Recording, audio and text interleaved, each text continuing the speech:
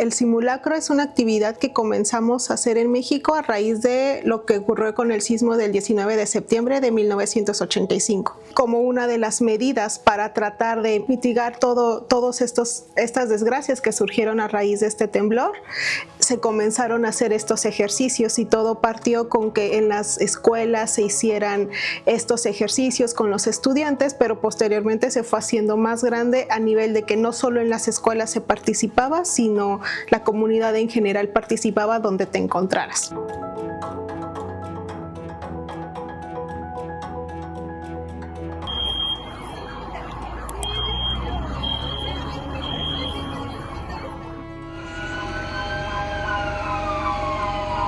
Participamos en el simulacro nacional de México desde el BCC, lanzando simulaciones numéricas que iban a reproducir el terremoto hipotético propuesto para ese escenario del 19 de septiembre.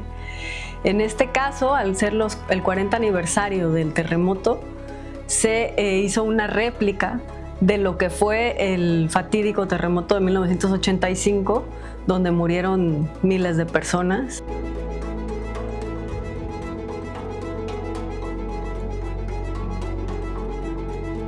El concepto de simular terremotos es algo que hacemos desde hace muchos años.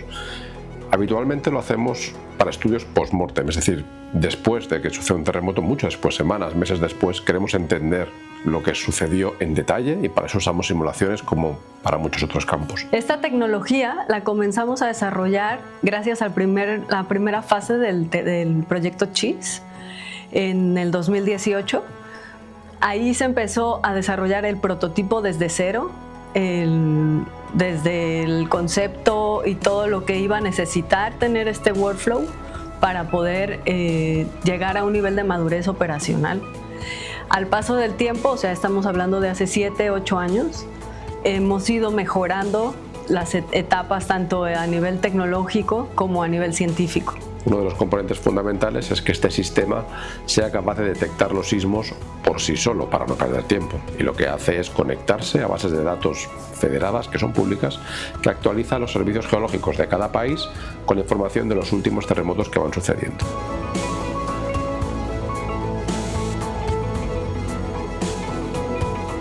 El 19 de septiembre a las 8 de la noche del horario central europeo recibimos la información a través del Servicio Sismológico Nacional, donde incluía la información del terremoto de magnitud y localización. Lo que hicimos fue que una vez tuvimos los datos que nos enviaron desde el Sismológico Nacional de México, los introdujimos de forma manual en un fichero que se lanza en nuestro workflow. Y a partir de ahí empieza la simulación. Metemos como los datos básicos de la magnitud, la latitud y longitud donde ha sucedido el terremoto y algunos detalles más. Y con eso empieza como todo el workflow de simulación y los diferentes pasos que van a ir ejecutándose para poder sacar estos mapas. Generamos de forma estadística variaciones en la fuente sísmica. En este caso era un total de 50 simulaciones que se corrieron de forma paralela. Y en la pantalla del programa lo que podíamos ver era un avance de cómo se iban ejecutando los diferentes pasos en cada una de las simulaciones. Y al llegar al 100% de la simulación es cuando se generaban los mapas que nos mostraban las afectaciones en las diferentes zonas de México.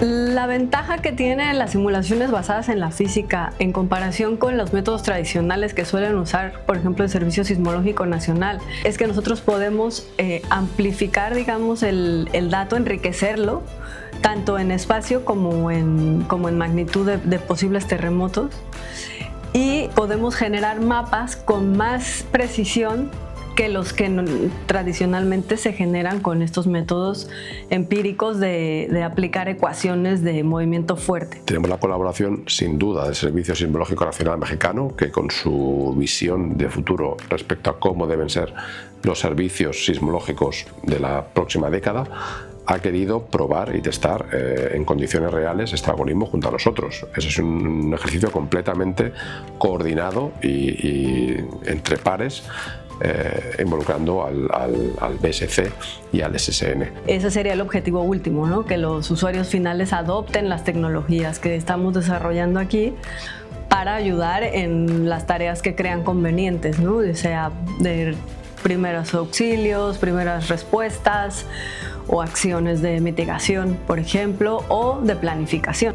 El poder colaborar en este ejercicio con el Servicio Sismológico Nacional, el cual es miembro del panel de industria y usuarios de CHIS, nos permite garantizar de alguna manera que las tecnologías que probamos en un lugar con tantos sismos como es México pueda ser transferida a cualquier otro lugar del mundo, en particular Europa. Esta modalidad que nosotros aplicamos a la simulación de terremotos, pero que se podría aplicar a cualquier desastre natural o incluso artificial, debería ser algo que entre más en el día a día de la operación de estas máquinas.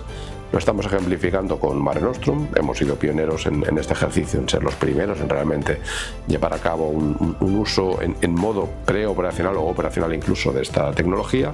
Esperamos que otros supercomputadores europeos o el organismo que gestiona todos los supercomputadores, que es EuroHPC, dé cabida de una forma estructurada y habitual al uso de esta computación urgente.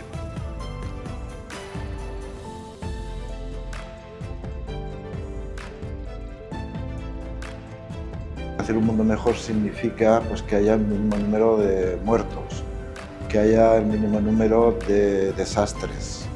Y todo eso se puede simular, la mayor parte de estas cosas, con los supercomputadores, que ahora, junto con la inteligencia artificial, permiten realmente, como digo yo, a la gente soñar en el sentido de hacer programas que permitan ayudar a la sociedad, que es el objetivo de la ciencia, es resolver problemas de la sociedad. El caso de los terremotos es un claro ejemplo en esa línea.